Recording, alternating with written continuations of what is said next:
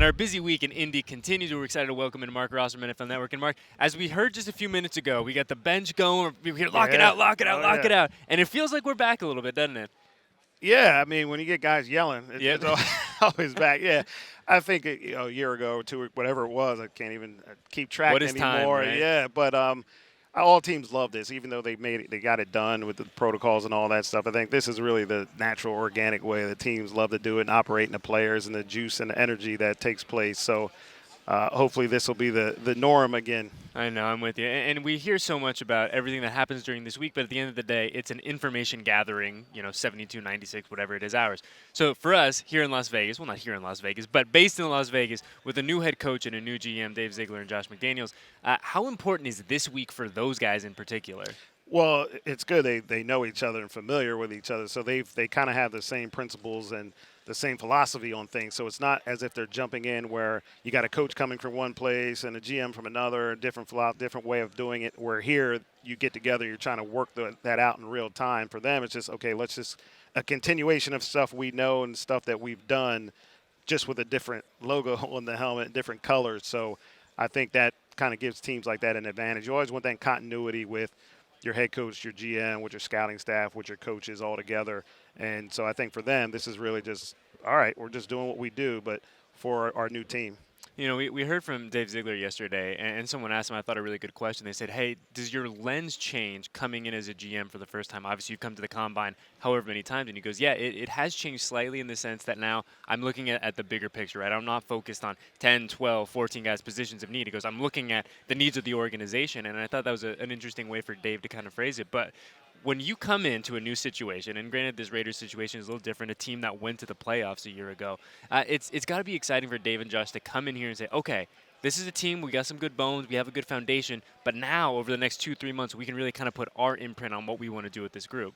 Yeah, that's really the best where you don't – I've been in places where people come in and they want to tear down everything as if you don't have anything. I think that's the wrong way to look at it. You have to go into a situation and say, okay, what's good here? What can we build on at this organization, and then do the nuances and finer points and massage it in your image of the new GM and the new head coach. So as you guys made the playoffs completely overachieved. It was amazing. I thought you guys had maybe the most amazing seasons, what you guys went through to still make the playoffs and win. It was incredible what went on in Vegas last year. So I think they should look at that and say, wow, we got an incredible group of core players that have – you talk about culture. Y'all had culture last year on the field and the win.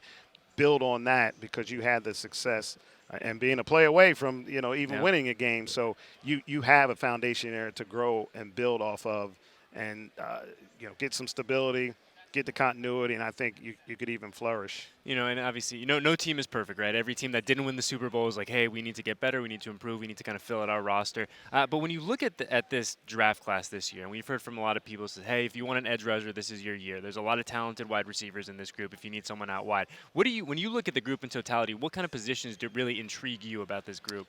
I've been saying this all morning. It's the offensive line. Yeah. Where this crew, I think you get about 9 offensive linemen drafted in the first round, and there's such a variance of skill sets and what they do well and types of players, and they're good. Usually you're trying to manufacture guys and well, if he does this and develop like these, most of these guys are really good players who just are really athletic or really tough or strong or have a combination of that or have versatility. So I think there's a lot of guys that are intriguing to a lot of teams. You'll see, especially what do we hear every game? All teams need offensive line. So there's going to be a big run on those guys too because everybody wants them. We get so caught up in the first round and what the Raiders are going to do at 22, and I'm guilty of it as much as the next guy. We're like, oh, what are we going to do at 22? Is this guy going to change the face of the organization? Yeah. But I think it's important to remember this is a 3-day event, right? You can find gems on day 2, day 3. You look at Hunter Renfrow, Max Crosby. I mean, the list goes on and on and on of guys that didn't necessarily weren't highly touted coming out. But from your point of view, give me a guy or two that isn't going to be a day 1 guy, but is a football player that you really like and think is going to contribute in this league. Yeah, and you're right about that. Everybody looks as if the first round you're changing the franchise. Well, half of these guys aren't going to make it. They're not going to be any good. So, but it's the sizzle. It's yeah, the come on. Everybody's selling it. And you hope you get that guy. But yeah, you're right. It's a process. And a guy I really like, I've been saying is my favorite underrated prospect is Sky Moore from Western Michigan, a wide receiver who we talk about Hunter Renfrow, a guy where you used to watch Hunter Renfrow. And you look at him, and I actually remember meeting Hunter as a younger player when I was at Clemson. I'm like, this guy plays Yeah. football? Like, and this was after he already caught the touchdown and win the national championship. Like, wow, this is the trainer. But when you couldn't deny when you watched him play, like this guy just plays. He makes plays all the time. And Sky Moore is that similar sort of guy for me, where I watched him play. Let me throw this Western Michigan tape on. Just get rid of get through this guy. But they're like, oh my goodness, this guy really knows how to play football. He knows the nuances. He's got the feel for it. He catches everything. He makes plays. And when you watch people play football and they produce and play, those are the ones that continue. It's not what they run and what they jump and do all that. It's most NFL players who are good were good at their whole life, and good at and that's you're not making them it up. And a guy like Hunter Renfrow is proof of that. It was really funny that you brought up Hunter because we were talking to Dave Ziegler yesterday, and he said the first time he met Hunter face to face a couple weeks ago, he goes, he walked in and he goes, yeah, kind of had to double take. He goes, this guy's a Pro Bowl wide receiver. Yeah. You know, he's 5'9", 5'10". He doesn't look like your prototypical NFL wide receiver. But the dude's a stud. Yeah, it really is shocking to see. You see him on TV, you can see he's smaller, but then when I actually met him in person in Clemson years ago, and just think he was younger then. It wasn't like he's a grown man. That was without an NFL strength program, right? Well, Clemson's got a. There you go. There you go. I mean, he was just a kid then. It was just, oh my gosh, like seriously, you thought he was the trainer or something like that, but. The guy just knows how to play. He's incredibly quick. He catches it all, and the mind is so underrated in how good these guys are, how they can think the game, and that gets lost in a lot of it.